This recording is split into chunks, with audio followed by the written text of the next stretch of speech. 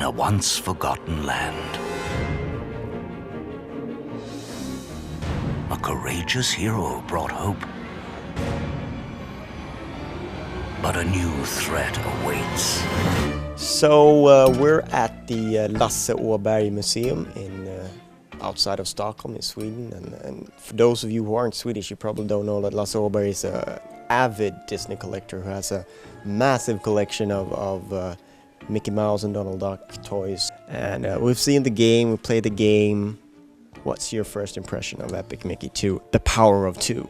It's good. I like the idea of 3D platformers coming back a little bit and also introducing co-op. Listening to Warren Spector, he really sold the idea. He's a good speaker. Yeah, yes, he is definitely. I think that's something that I took away as well, because dropping co-op is a beautiful idea in a game like this. You don't really break the illusion of that sort of.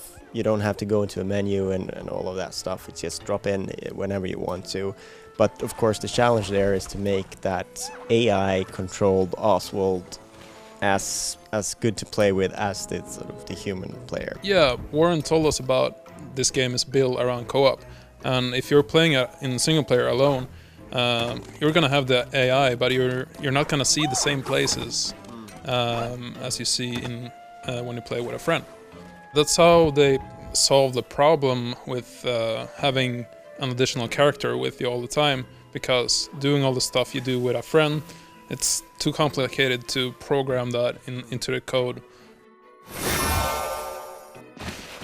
The fact that the first game didn't really put sort of actions and consequences there permanently, but in this game the changes that you make will be permanent and they will be there throughout the game. Something that we as gamers are kind of used to. We expect that when we change something that's meant to be.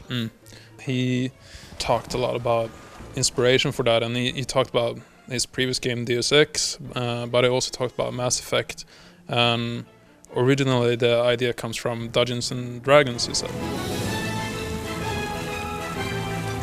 Of course, another thing that is new is voices. Yeah, that's one big thing, that the story is gonna be told through musical sequences. Look at Disney movies for the last, I don't know, 80 years. It's all about singing, like. The songs are what you remember really from most of those feature films. And for me, I think it's fine. It's not something I'm used to in video games, but it also begs the comparison with these movies and the songs that we sing in our showers, because they really need to be that good. Yeah. Otherwise, it will feel a little bit awkward and off-putting, perhaps. Yeah, but we saw the opening sequence. I think they kind of nailed it. It was fun. It's not going to be incorporated into the gameplay. It's just in the... It's not a rhythm-based game or anything like that. He said that he had a lot of interesting ideas about making rhythm-based games, but it's not going to be the one. Yeah, I think that's pretty much what we know about The Power of Two for now. It's certainly a very promising game, and we're excited to delve deeper into the world of lost cartoon heroes.